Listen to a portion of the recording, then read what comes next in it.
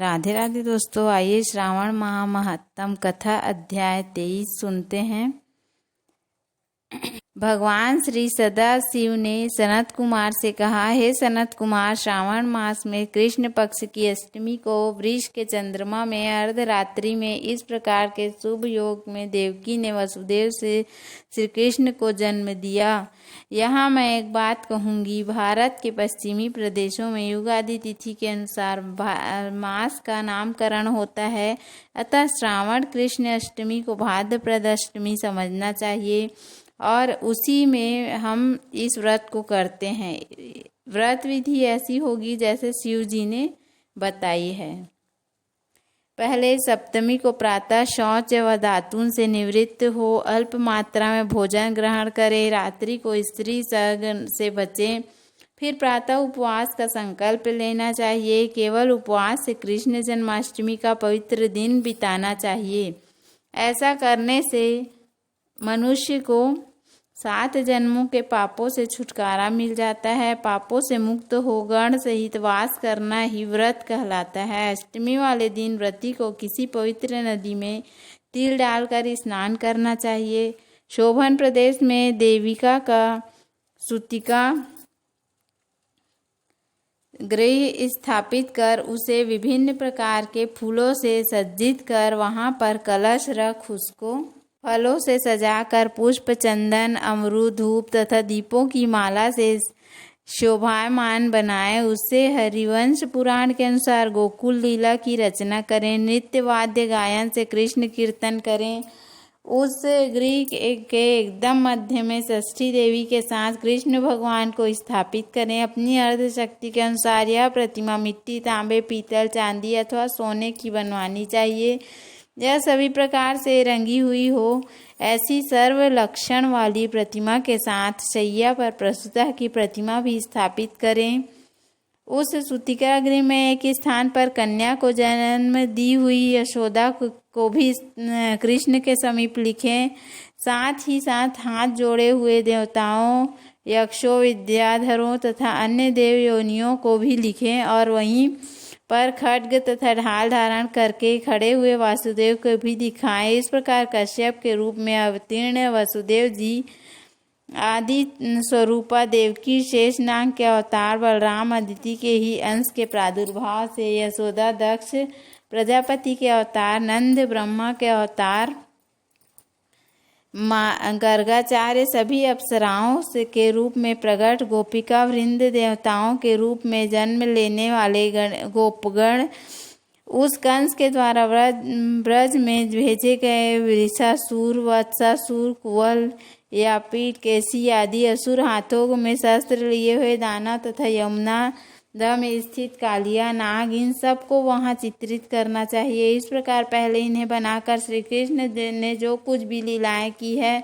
उन्हें भी अंकित करके भक्ति परायण होकर यत्न पूर्वक 16 उपचार से देवकी इस मंत्र के द्वारा उनकी पूजा करनी चाहिए। वेणु तथा वीणा की ध्वनि के द्वारा गान करते हुए प्रधान किन्नरों से निरंतर जिनकी स्तुति की जाती है।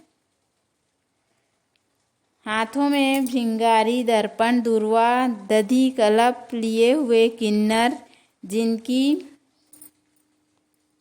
सेवा कर रहे, जो शैया के ऊपर सुंदर आसन पर भली भांति विराजमान है, जो अत्यंत प्रसन्न मुखमंडल वाली हैं तथा पुत्र से शोभायमान है, वे देवताओं की माता तथा विजय सुता देवी देवकी अपने पति वसुदेव से ही सुशोभित हो रही हैं। उनके बाद विधि जानने वाले मनुष्य को चाहिए कि आदि में प्रणव तथा अंत में नमः से युक्त करके अलग अलग सभी नामों से उच्चारण करके सभी पापों से मुक्ति के लिए देवकी, वसुदेव, बलदेव, नंद तथा यशोदा की पृथक पृथक पूजा करनी चाहिए। उसके बाद चंद्रमा के उदय होने पर श्री हरि का स्मरण करते हुए चंद्रमा को अर्घ्य प्रदान करें। इस प्रकार कहना चाहिए, हे क्षीर सागर से प्रादुर्भूत, हे अत्रि गोत्र में उत्पन्न, आपको नमस्कार है। हे रोहिणी कांत, मेरे इस अर्घ्य को आप स्वीकार कीजिए। देवकी के साथ वसुदेव, नंद के साथ यशोदा, रोहिणी के साथ चंद्रमा और श्री कृष्ण के साथ बलराम की विधिवत पूजा करके मनुष्य कौन सी परम दुर्लभ वस्तु को नहीं प्राप्त कर सकता। श्री कृष्ण अष्टमी का व्रत करके 1 करोड़ एकादशी व्रत के समान होता है। इस प्रकार से उस रात पूजन करके प्रातः नवमी तिथि को भगवती का जन्म महोत्सव वैसे ही मनाना चाहिए ऐसे श्री कृष्ण का जन्म हुआ था।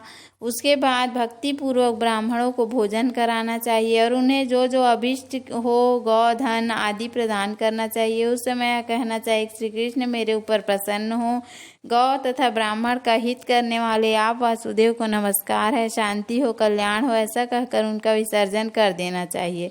उसके बाद मौन होकर बंधु बांधवों के साथ भोजन करना चाहिए। इस प्रकार जो प्रत्येक वर्ष विधान पूर्वक कृष्ण तथा भगवती का जन्म महोत्सव मनाता है वह यथोक्त फल प्राप्त करता है।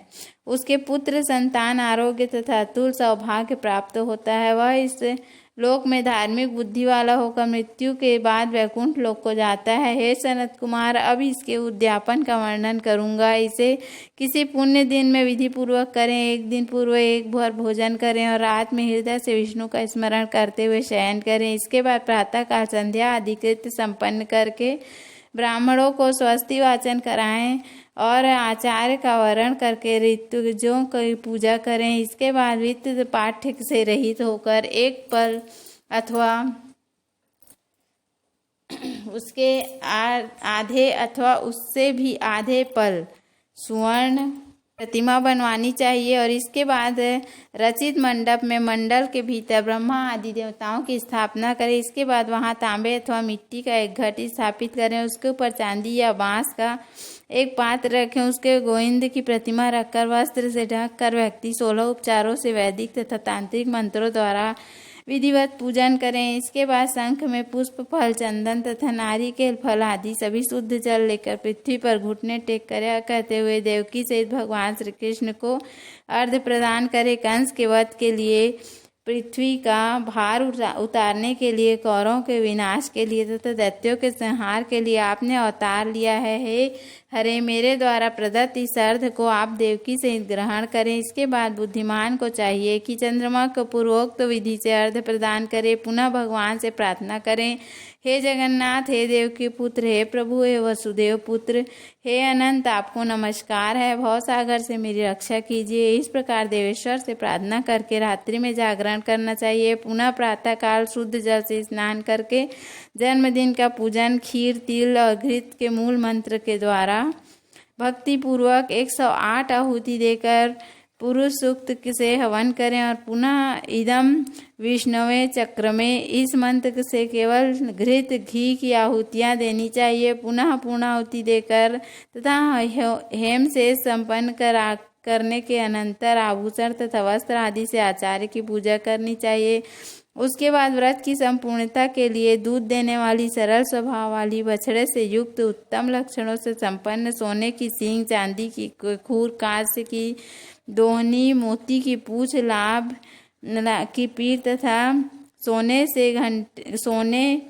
के घंटे से अलंकृत की हुई एक कपिला गौ को वस्त्र से आच्छादित करके दक्षिणा हित दान करना चाहिए। इस प्रकार दान करने से व्रत संपूर्णता को प्राप्त होता है। कपिला गौ के अभाव में अन्य गौ भी दी जा सकती है। इसके बाद ऋत्विजों की यथा योग्य दक्षिणा प्रदान करें। इसके बाद 8 ब्राह्मणों को भोजन कराएं और उन्हें भी दक्षिणा दें। पुनः सावधान होकर जल से परिपूर्ण कलश ब्राह्मणों को प्रदान करें और उनसे आज्ञा लेकर अपने बंधुओं के साथ भोजन करें। हे ब्रह्मपुत्र, इस प्रकार व्रत का उद्यापन कृत्य करने पर वह बुद्धिमान मनुष्य उसी क्षण पाप रहित हो जाता है और पुत्र पौत्र युक्त एवं धन धान्य से संपन्न होकर बहुत समय तक सुखों का उपभोग कर अंत में वैकुंठ को प्राप्त करता है।